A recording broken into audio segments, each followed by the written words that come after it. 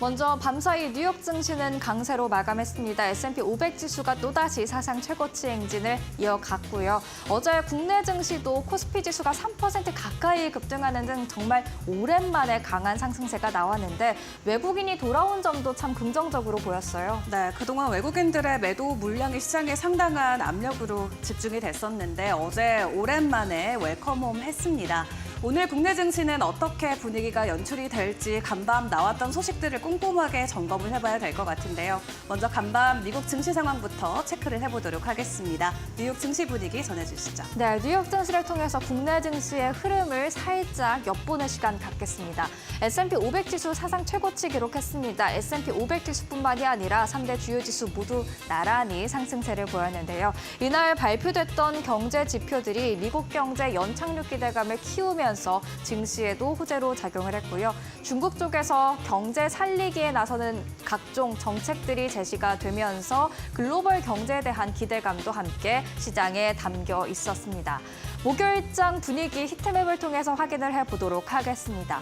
이날 히트맵을 보면요. 대형주도 물론 오른 종목들이 꽤 있었지만 대형주보다도 조금은 시가총액이 작은 중소형주 중심의 상승세가 조금 더 보였다라고 볼 수가 있을 것 같은데요. 그래서 제가 또 다른 히트맵을 한 장 더 준비해봤습니다.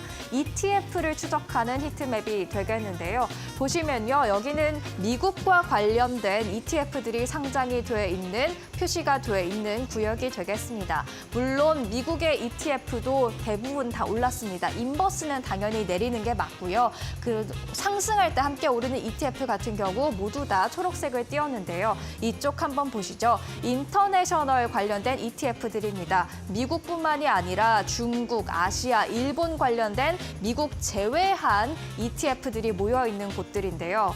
특히 중국, 신흥국 관련된 ETF 쪽이 더 강하게 올랐다는 것을 알 수가 있었습니다. 그러니까 미국보다는 중국 중심의 아시아 증시 관련한 ETF의 상승률이 유독 더 빛났던 목요일 장이었죠.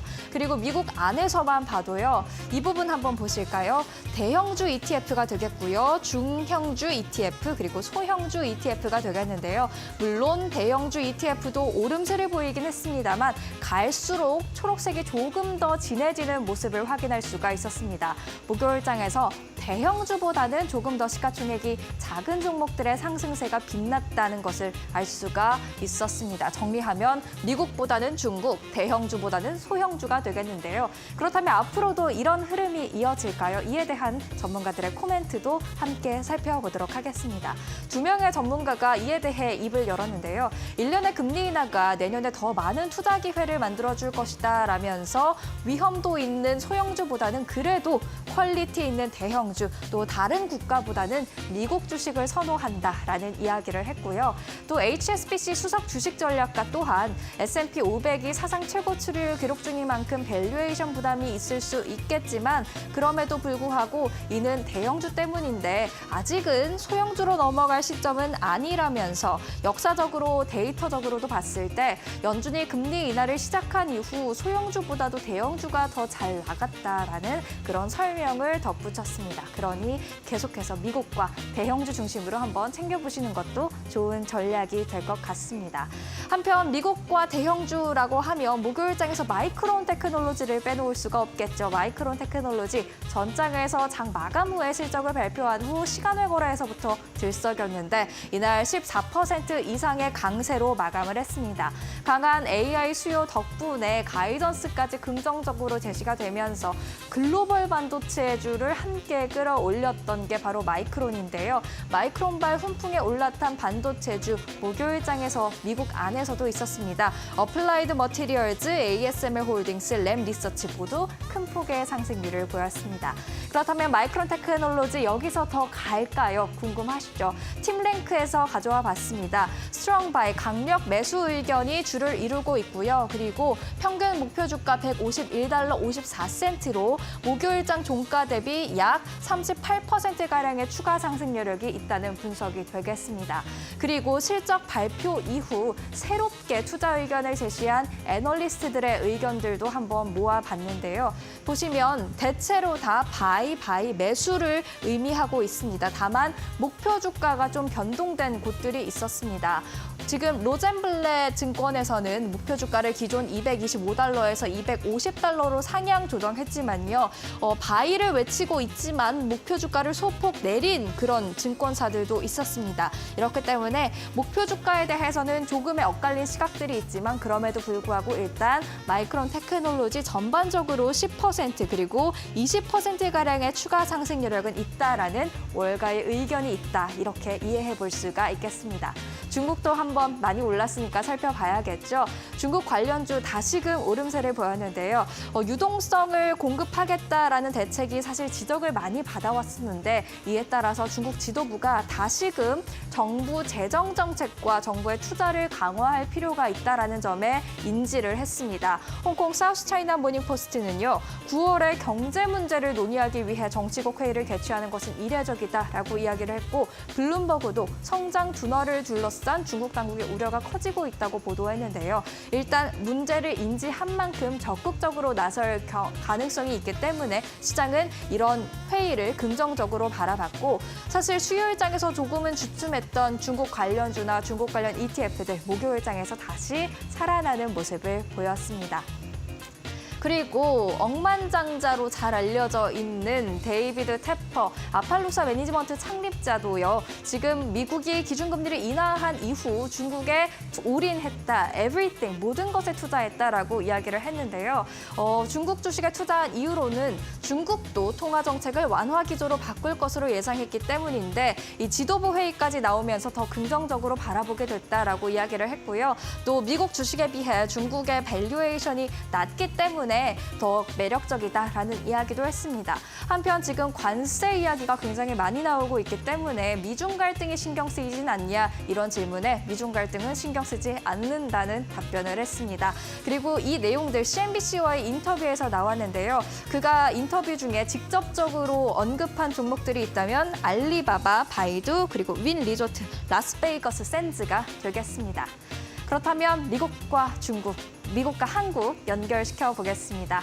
먼저 미국 경기 침체 우려 잦아들었습니다. 연착륙 기대감이 커졌죠. 국내 증시 투자 심리 강화로도 계속해서 이어질지 지켜보셔야 될 것 같고요. 마이크론발 훈풍이 본격적으로 불었던 목요일장이었습니다. 전일 이미 국내 증시에서 반도체주 아주 강한 상승세를 보였었는데 계속해서 상승세 이어나갈 수 있을지 외국인이 순매수로 지속적으로 돌아올지 주목을 해보셔야 될 것 같고요. 중국발 훈풍도 다시 목요일장에서 불었던 뉴욕 증시였죠. 국내에도 중국 관련성이 높은 종목들 변동성을 나타내고 있는데 어떤 흐름을 보일지 금요일장에서 한번 체크를 해보시는 것도 좋을 것 같습니다. 이러한 내용을 안고 국내 증시로 은주 앵커와 함께 더 깊게 들어가 보시죠.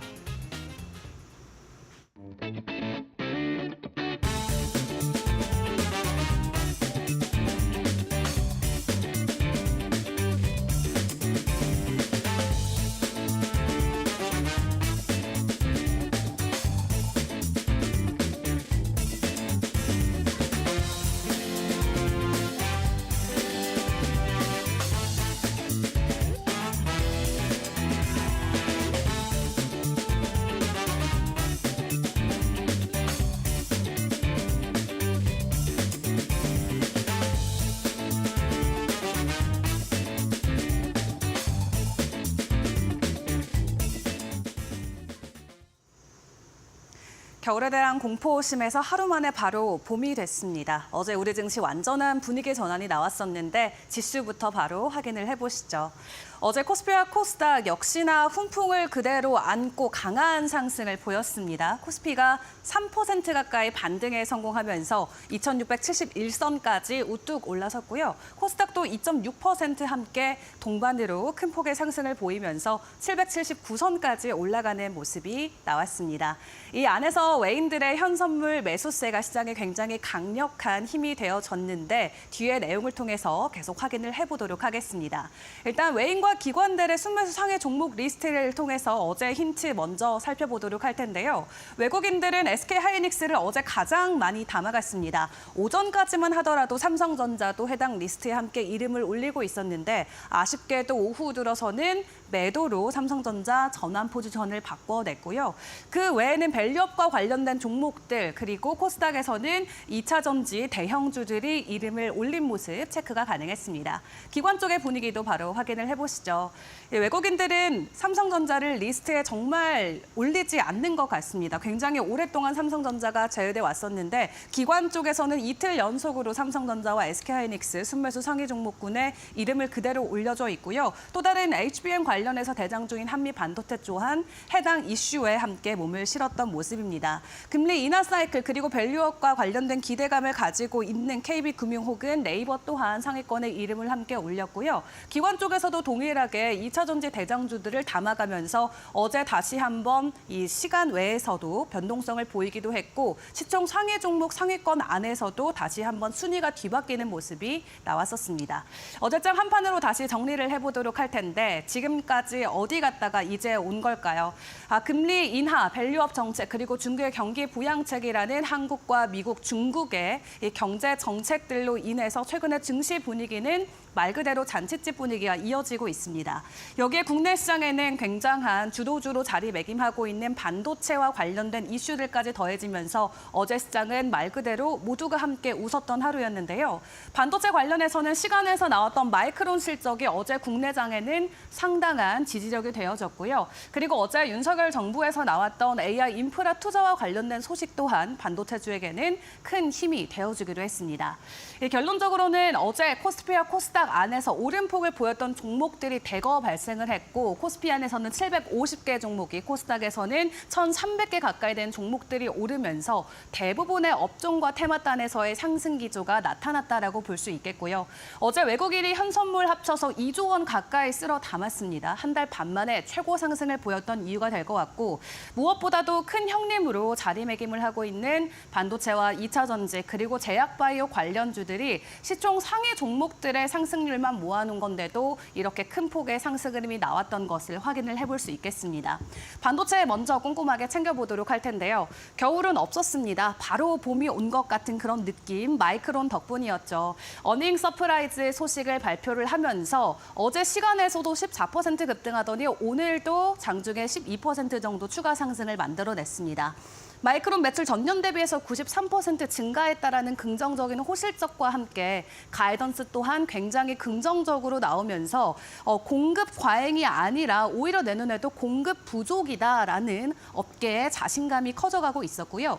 또 SK하이닉스가 세계 최초로 HBM3 12단 양산 소식을 공개를 했습니다. 그래서 연내면 고객사에게 공급해줄 수 있을 것으로 전망치가 나오고 있고 삼성전자 또한 내년에 HBM이 2배 이상은 더 수요가 급증할 것이다라고 전망을 하고 현재 준비에 들어갔다라는 소식까지 함께 전해지면서 어제 SK하이닉스가 4%, 삼성전자와 리노공업 또한 강한 상승 흐름을 함께 보여줬습니다. 자, 그리고 2차 전지 쪽을 놓고 보시면 12거래일 만에 에코프로가 다시 한번 시총 1위로 돌아왔습니다. 6%의 강한 상승 보이면서 코스닥 1위권에 다시 이름을 올렸고요. 에코프로와 엔캠 또한 추가 상승을 만들어냈는데 어제 증권사에서 2차 전지주들을 놓고 점진적인 매수 대응이 유효하다라는 보고서를 냈고요. 정말로 2차 전지는 겨울이었는데 이제 봄을 맞이하는 것 같습니다. 2차 전지 관련된 ETF 또한 어제 8%의 오름폭을 보였었고 이 금리 인하 사이클과 맞물려서 기대감이 2차 전지 안에서도 계속해서 나오고 있습니다.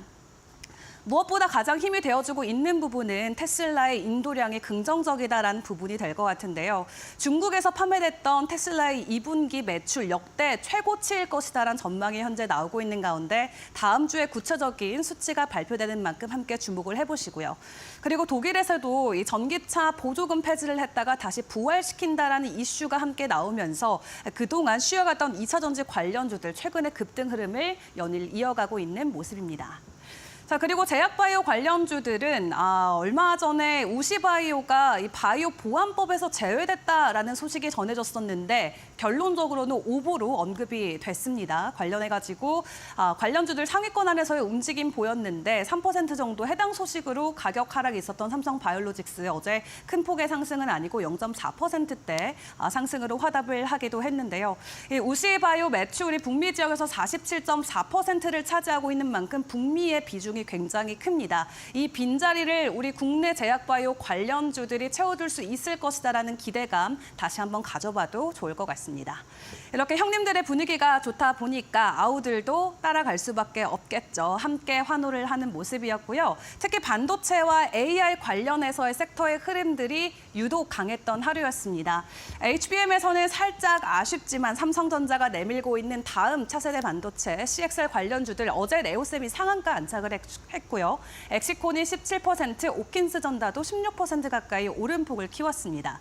HBM이 가지고 있는 단점을 보완하는 말 그대로 차세대 메모리인데 아직까지도 이야기를 하는 게 시기상조이다라는 입장도 있는 반면에 HBM과 AI 수요에 대한 이 수요폭이 증가하다 보니까 CXL 관련주들 어제 함께 동반 상승하는 모습을 보였고요. 그리고 반도체 칩과 테스트 장비를 연결하는 이 프로브 카드에 대한 회복 기대감과 함께 어제 관련주들이 상한가 들어갔습니다. 마이크로 투나노 상한가, PMT도 함께 상한가 안착하는 모습이었는데 대표적인 대장주인 TSE 같은 경우는 올해가 본격적으로 수요 회복 그리고 매출 회복의 원년이다라는 증권사의 보고서가 있었고요. 내년부터는 매출과 모든 실적 부분이 크게 증가할 것이다라는 기대감이 나오면서 어제 관련주들도 20% 이상 오른 종목들 대거 쏟아지기도 했습니다.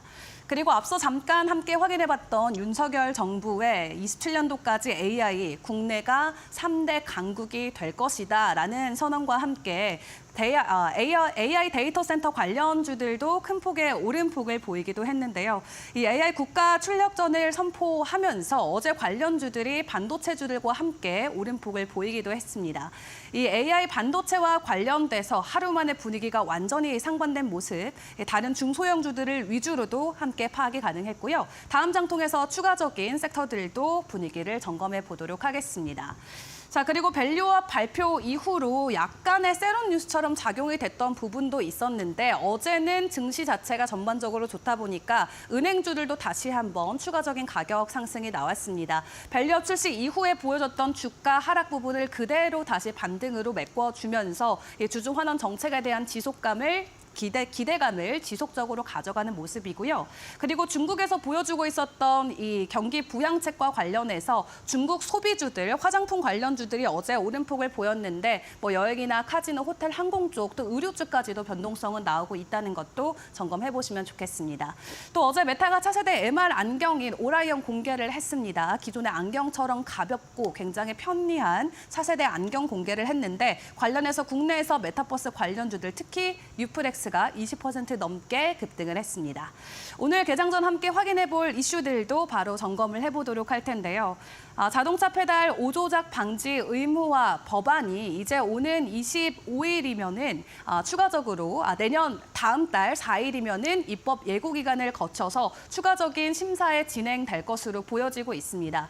9월 들어서도 브레이크와 관련된 사건 사고들이 끊이지가 않았었죠. 지난 2일에는 관악구에서 버스가 충돌하면서 14명이 부상을 당하기도 했었고요. 지난 25일에는 또 사망자가 1명이 나오기도 했습니다.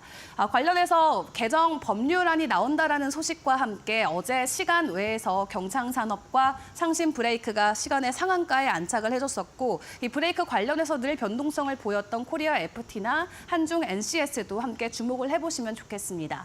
다만 구체적인 자료를 놓고 확인을 해봤을 때는 브레이크와 관련된 급발진 의심 사고는 지속적으로 감소되는 추세는 보여지고 있는데 그래도 최근 들어서 대형 사고들이 잇따라 발생하고 있는 만큼 국내에서도 여러 가지 개정안과 관련된 이야기들이 나오고 있고요. 테마단에서 브레이크 관련주들 오늘 변동성 점검을 해보시면 좋겠습니다. 이어서 두 번째 이슈 넘어가도록 하겠습니다.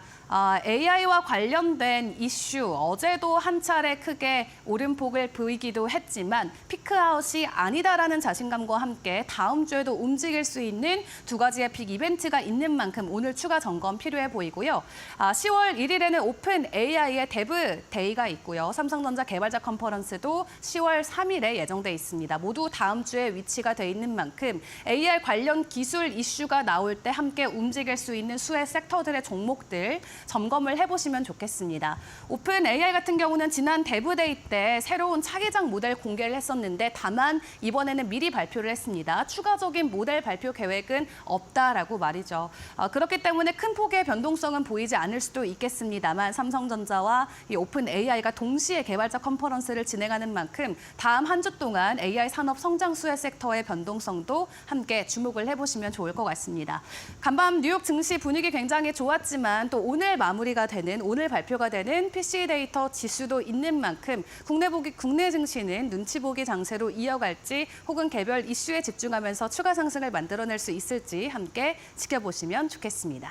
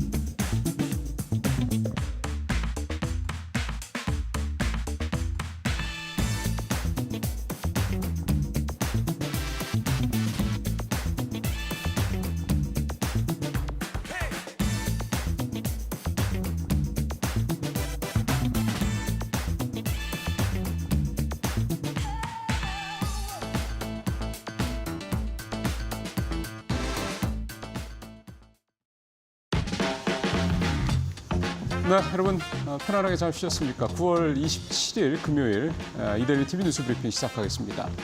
예, 어제 저희 전해지긴 했습니다만 SK하이닉스의 이제 12단 HBM3E 첫 양산. 이게 이제 어떻게 보면 이제 12단 그러니까 HBM3E 이제 5세대죠. 여기에서 이제 12단까지 가서 이거를 양산을 했다라는 게 지난 3월에 8단짜리를 이제 엔비디아가 공급을 시작한 이후에 6개월 정도 걸린 거죠. 12단을 갖고 또 지난번에 며칠 전에는 또 SK하이닉스가 12단 이상의 즉 16단짜리 HBM3E 개발을 했다라는 걸 좀 전해졌습니다. 결국 보면 최근에 추세는 SK하이닉스가 HBM 시장에서 지금 현재 시장 점유율은 53% 정도, 절반 조금 넘는 수준이긴 한데 삼성전자가 38% 정도 되고요. 근데 시장 점유율의 차이가 무색하리만큼 앞서가고 있다. 그러니까 첨단 HBM 쪽에서의 기술력은 더 앞서가고 있다 이렇게 볼 수가 있겠습니다. 그런 면에서 이제 SK하이닉스가 적어도 HBM 시장에서만큼은 마치 이 파운드리 시장에서 TSMC가 후발주들과의 격차를 멀찌감치 떨어뜨리는 것만큼이나 이렇게 그 격차를 좀 벌려가고 있다라는 어떤 그런 신호다 이렇게 볼 수가 있고요. 또 하나는 이번 그러니까 12단짜리 양산을 계기로 또 16단짜리 개발을 계기로 해서 결국 이제 이 다음에 이제 6세대 즉 HBM4 아니겠습니까? 이거는 지금 이제 어떻게 보면은 SK하이닉스나 삼성전자는 이제 후발주자들과의 기술력차가 좀 현저하게 차이가 나지는 않다 뭐 이런 얘기가 나오고 있기 때문에 문제는 이제 그 이후에 차세대에서 즉 6세대에서도 SK하이닉스가 기존에 있는 TSMC 또 엔비디아와의 삼각 동맹을 통해서 다른 어떤 경쟁사들과의 이 기술 격차를 벌려갈 수 있는 어떤 그런 인프라, 즉 기반을 더 구축할 수 있는 계기가 될 수 있겠다. 이런 부분에서 어쨌든 이 기사의 의미는 오늘 첫 번째로 소개해 드릴 만큼 되게 중요하다 이런 생각이 좀 듭니다. 이런 상황에서 이제 어제 반도체 주가들 굉장히 참 좋았습니다. 마이크론 테크놀로지 실적 예상보다 좋았죠.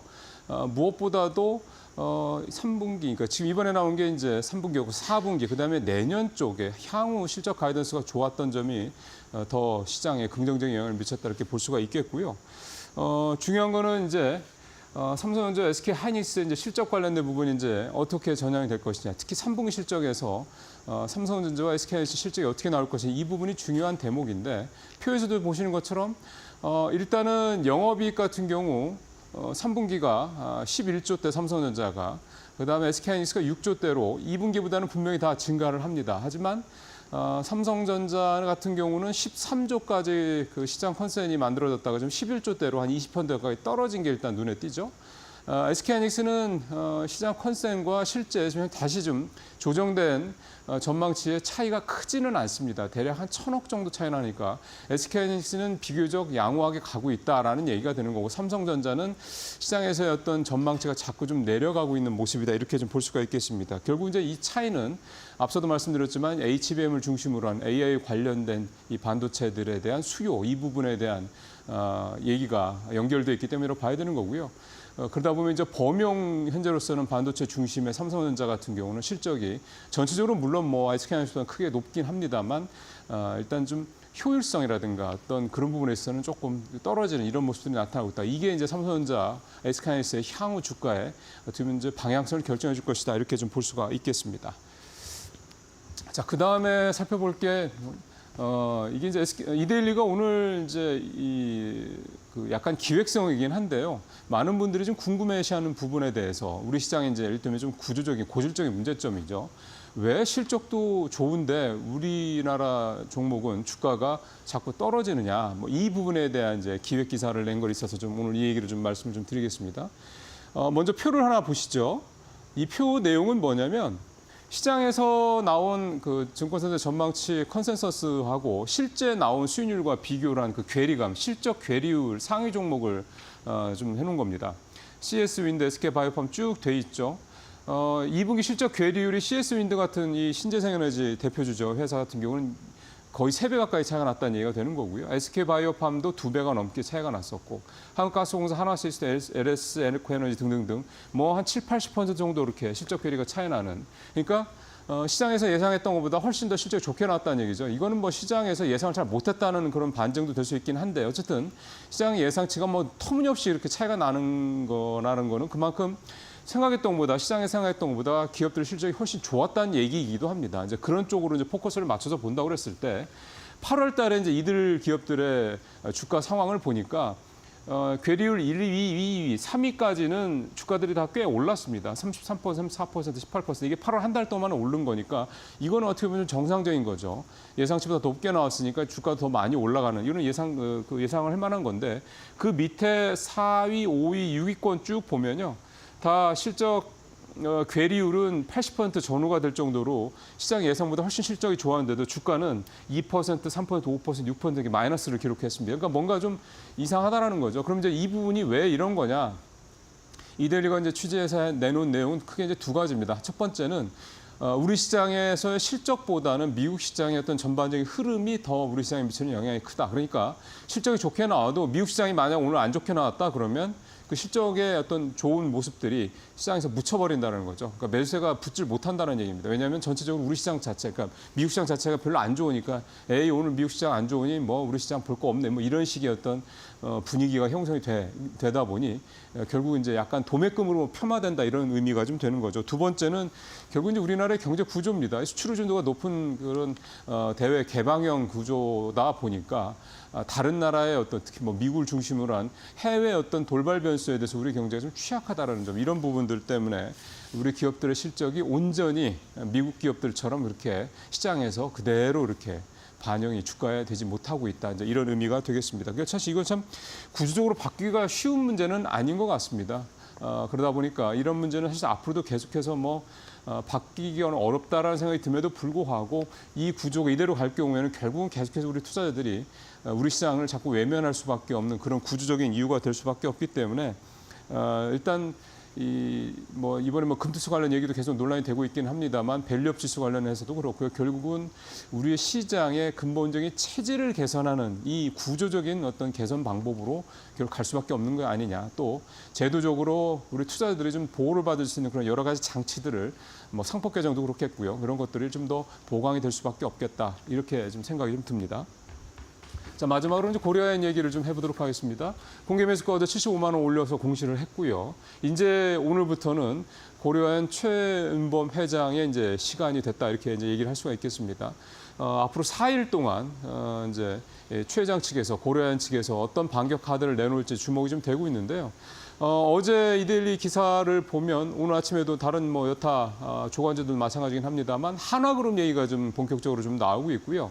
오늘 제가 새벽에 출근하면서 봤던 다른 기사에서는 KKR 세계 최대 사모펀드죠. 여기가 고려아연측과 손을 잡을 수 있다라는 그런 얘기가 또 나오고 있어서 어쨌든 방역 카드가 아직 공식적으로 확인된 건 없습니다만 다양하게 나오고 있습니다. 그동안에 고려아연 측에서 나온 여러 가지 방역 카드 내용을 살펴보면 한국투자증권이 100기사로 나설 것이라는 얘기가 있었고 그다음에 좀 전에 말씀드린 한화그룹이 좀 움직이고 있다 이런 얘기가 나오고 있고요. 얼마 전에 김동관 부회장, 한화그룹 부회장과 만났다는 얘기도 있었죠.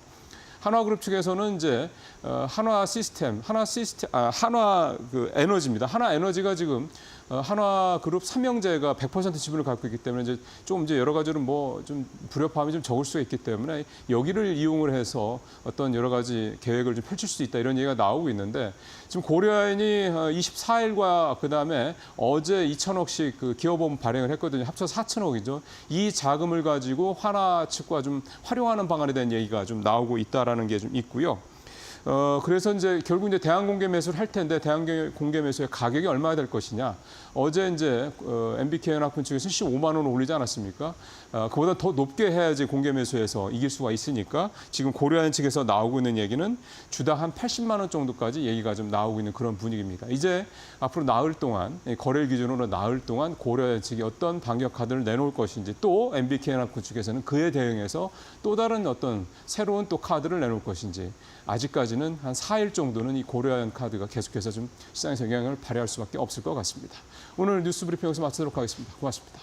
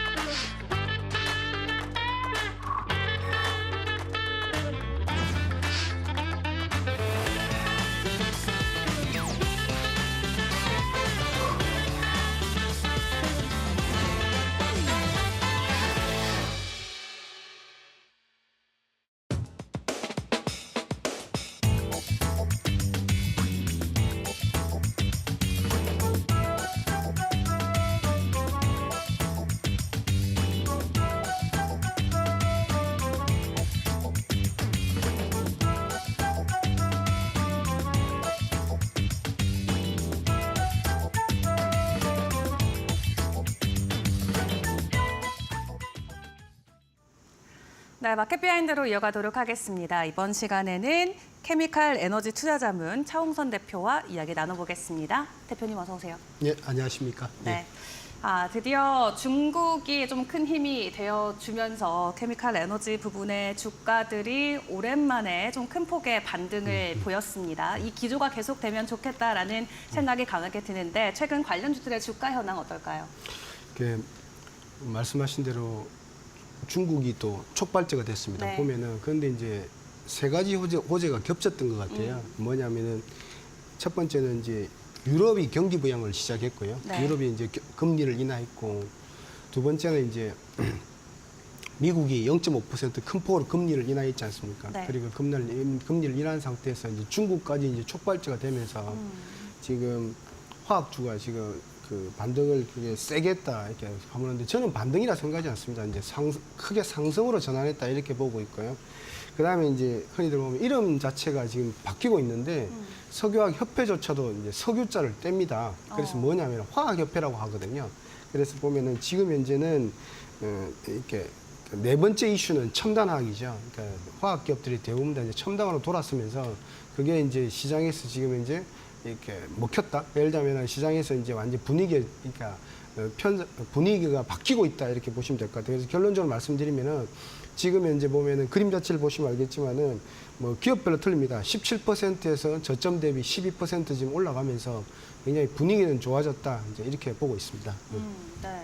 자, 중국뿐만 아니라 유럽과 미국 전반적으로 경제 정책에 대한 분위기 기조 현상이 나오면서 화학주들에게는 큰 힘이 되어줬다 말씀을 주셨는데 이 경제적인 이슈 외에도 최근에 화학주들이 긍정적이었던 부분도 찾아볼 수 있나요? 그렇지, 맞습니다. 지금 이제 근데 이제 그걸 좀 볼 필요가 있는 것 같아요. 네. 뭐냐면은 미국의 금리 인하 효과라든지 중국의 금리 인하가 효과, 유럽이라든지 이런 네. 효과가 어느 정도인지를 볼 필요가 있는데 지금 금리 인하 그 그림 하나를 보시면 알겠지만 미국의 금리 인하와 롯데케미칼 순이익 추이를 한번 보시면 좋을 것 같습니다. 이게 보면은 이제 금리를 나타내는 건데 이게 이제 최근에 보면 석유학주 분위기가 이제 지금 이제 한 17%에서 12%로 지금 이제 상승 전환했다는 걸 볼 수 있는 것 같고요. 네. 제가 볼 때 이 방송 보시는 분들이 또 우리 시청자분들이 가장 최저점에서 지금 화학주가 올라가는 걸 보고 계세요. 그래서 굉장히 행운이다 저는 이렇게 생각하고 있고요. 그 다음에 그림을 보시면은 이 금리 인하하고 순이익 추이를 볼 수 있는 그림 자체가 있습니다. 뭐냐면 롯데케미칼 순이익인데 이 그림입니다. 보면은 저는 이제 이게 이제 세 번째라고 보이는데 지금 이제 2024년이 보면은 이 보세요. 보면은 2008년도에 보면은 이렇게 뭐냐면 이렇게 이 검은색이 미국의 기준금리입니다. 미국의 기준금리가 보면은 이제 금리 자체가 굉장히 이렇게 쭉 내려갔지 않습니까? 18%대에서 계속 내려가서 0%까지 내려갔는데 한번 보시면 2008년도에 0% 내려가면서 이제 붉은색이 중요합니다. 뭐냐면 이게 이제 하나의 신뢰를 든 건데 그냥 롯데케미칼 순이익만 신뢰를 든 건데 이게 다른 LG화학이라든지 하나솔루션이라든지 금호석유라든지 대한유화라든지 이렇게 동일하다 이렇게 보시면 될 것 같고 네. 그 유사하다 보면 돼요. 그래서 금리가 내려가니까 이런 뭐라 그럽니까 이게 화학 공장들 있잖아요. 공장들이 지어본들 그 금리 인하 때문에 소비가 크게 올라갈 거지 않습니까? 그러다 보면은 공장이 많이 부족해져요. 그러다 보면은 가격도 올라가고 판매량도 급증을 하면서 가격 꼬박이 판매량에 의해서 붉은색이 올라갑니다. 그게 순이익이 급등으로 올라오는데 이게 보면은 2008년도라든지 2020년대 보면은 최고치가 얼마냐 하면은 단기 순이익이 한 2조 2천억까지 나와요. 그러니까 그게 어느 정도 수준이냐면 제로 수준에서 2조 2천억까지 올리는데 제가 볼 때는 60~70%의 주요한 요인은 수요다. 그래서 공급은 계속 이렇게 계속 올라갑니다. 왜냐하니까 인구가 늘고 이렇게 사람들이 이제 그 후진국에서 중진국 소비로 접어들기 때문에 화학 공장은 당연히 필요해요. 당연히 필요한데 그거보다는 금리가 인하됐을 때는 이런 플라스틱이라든지 자동차 들어가는 것도 다 플라스틱이라 보시면 돼요.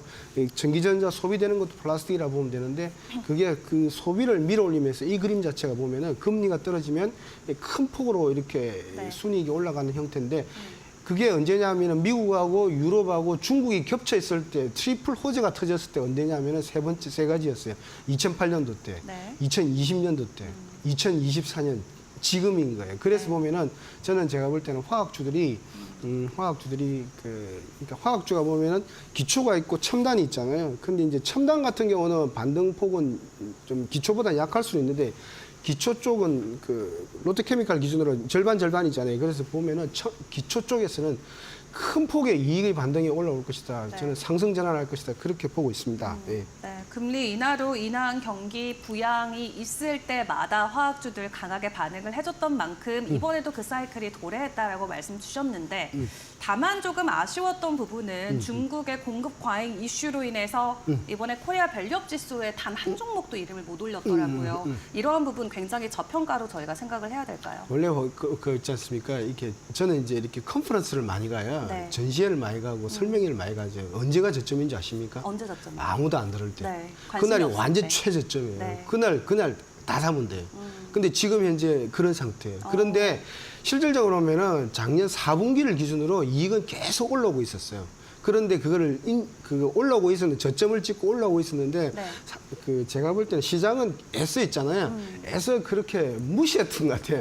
그러니까 4분기, 1분기, 2분기 좋아졌고요. 그 다음에 이제 3분기 더 좋아질 겁니다. 더 좋아지는데 전반적으로 이야기 말씀을 드리는 거예요. 그런데 시장은 생각을 하기 싫었던 거예요. 그런데 보면 실질적으로 보면은 이렇게 은행 쪽을 체크해 보면은 작년 4분기부터 시중금리는 떨어지기 시작했거든요.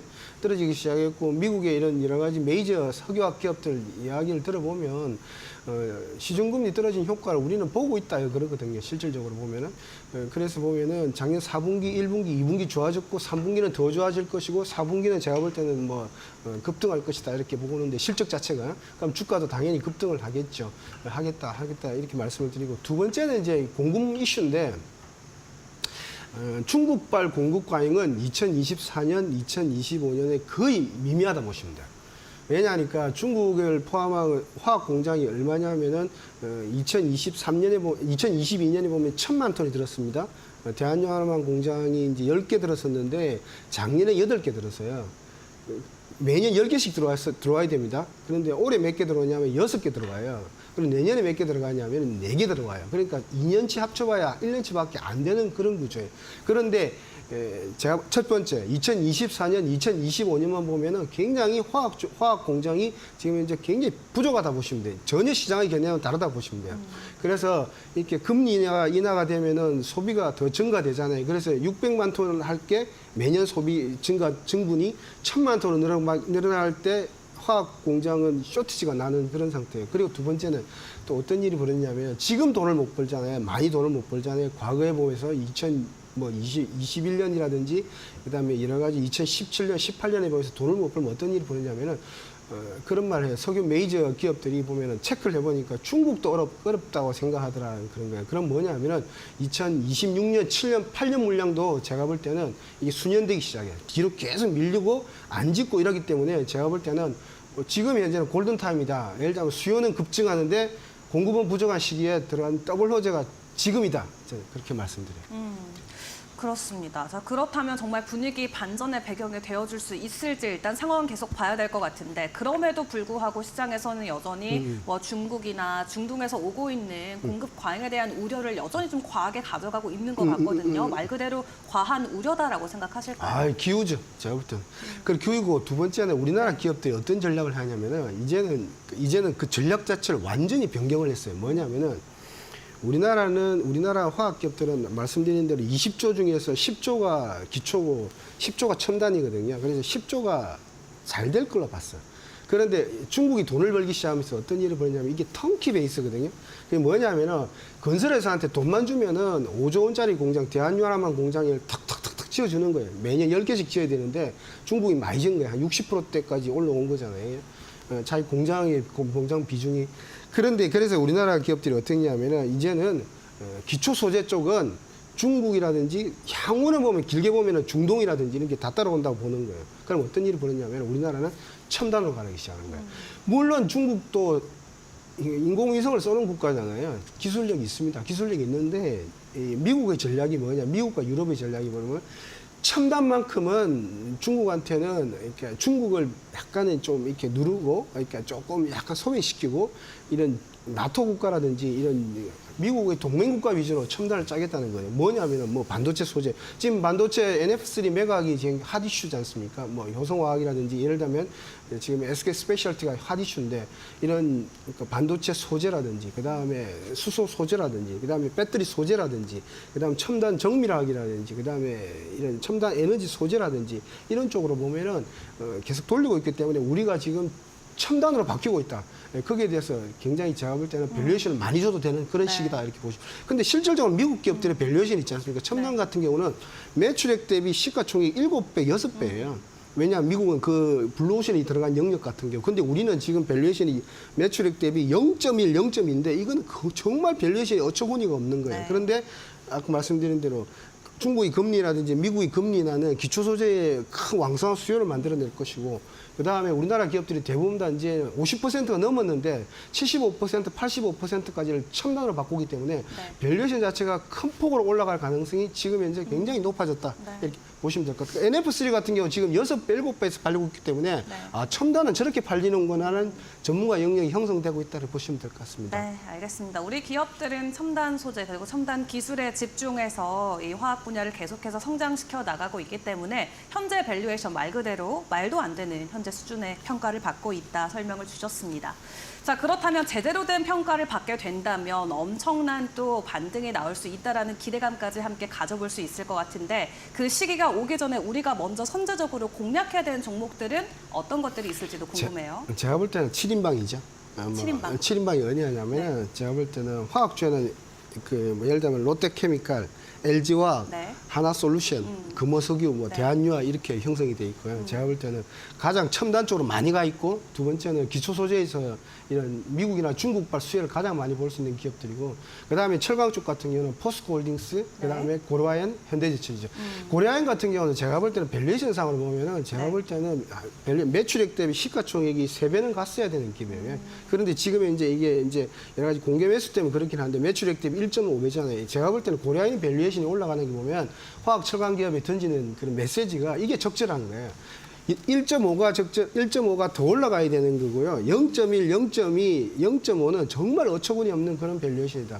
그래서 밸류에이션이 최저 수준으로 돼 있고 우리나라 화학 기업들이 화학과 철강 기업들이 돈을 못 번다 생각하잖아요. 그런데 다들 돈을 잘 벌 것이다 보고 있고 두 번째는 전부 다 대부분 다 기업들이 첨단으로 돌아섰다 이렇게 보시면 될 것 같아요. 그래서 실제 말하면 8인방 기업, 그냥 제가 볼 때는 거의 바닥 수준에서 지금 요즘에 급격히 상승 전환하고 있는데 제가 볼 때는 아주 좋은 밸류에이션 영역이다. 아주 주가 상승을 할 수 있는 좋은 자리다 이렇게 보고 있습니다. 네, 좋습니다. 화학 쪽뿐만 아니라 철강 쪽까지 해서 우리가 주요하게 봐야 되는 종목들 7개에서 8개 정도를 쫙 나열을 해주셨던 것 같습니다.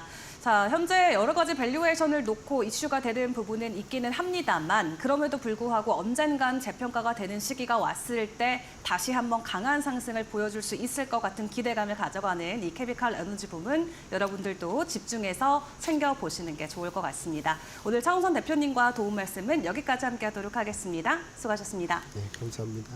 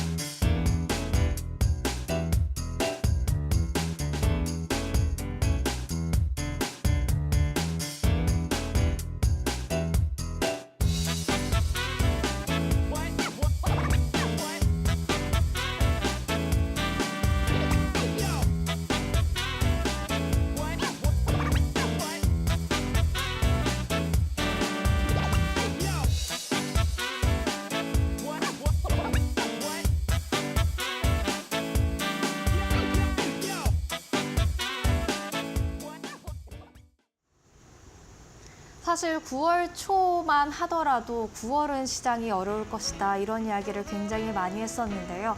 미국 연방준비은행이 기준금리를 인하하고 또 중국에서 각종 경제 살리기 위한 정책들이 발표가 되면서 9월 증시 생각보다 나쁘지 않은 것 같습니다. 아쉬운 게 있다면 글로벌 증시가 잘 달릴 때 국내 증시가 약간 주춤주춤 달렸다라는 건데 그래도 어제 국내 증시는 기분 좋은 상승 흐름을 만들어냈죠. 오늘 또 강한 상승세 기대해 보겠습니다. 네, 어제에 이어서 오늘도 대장주들, 주도주들 위주로 상승세가 나온다라고 했을 때 충분히 지수 지키기에는 가능해질 것으로 보여지고 있고요. 정말 짧았던 겨울 며칠 만에 끝난 것 같지만 반도체 봄 그리고 2차 전지 또한 이제 본격적인 봄이 온다라는 증권가의 여러 가지 입장들 그리고 늘 좋았던 제약 바이오주까지 이 금리 인하 시기와 맞물려서 우리가 기대감을 키워갈 수 있는 주도주 섹터가 계속해서 늘어가고 있는 시점입니다. 오늘 국내 증시 앞으로 어떻게 변동성이 나올지 계속해서 이데일리 TV와 함께 개장 전략까지 챙겨보시길 바라겠고요. 저희가 준비한 소식은 오늘 여기에서 마무리 짓도록 하겠습니다. 오늘도 저희와 함께해 주신 여러분 고맙습니다.